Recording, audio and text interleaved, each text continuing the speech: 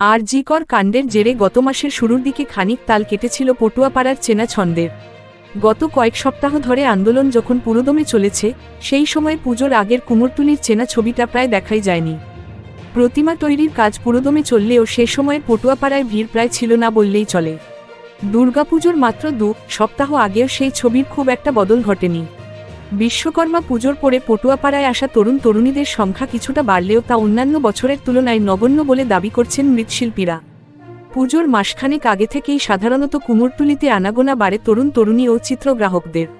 কুমোরটুলি মৃৎশিল্প সংস্কৃতি সমিতির যুগ্ম সম্পাদক রঞ্জিত সরকার সোমবার নিজের দোকানে বসে বললেন, পুজোর 2 সপ্তাহ আগে কুমোরটুলিতে এত কম ভিড় আগে কবে দেখেছি মনে পড়ছে না।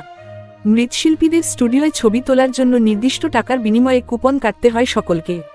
সেই টাকা এলাকার মানুষদের স্বাস্থ্য পরিষেবায় খরচ করা হয়। রবিবার ছবি তোলার ভিড়টাও সাধারণত বেশি থাকে। গত বছর প্রতি রবিবার কুপন কেটে গড়ে 10-12,000 টাকা করে সংগ্রহ করা হয়েছিল। Thank you so much for watching our videos. Please do like, share and subscribe our channel.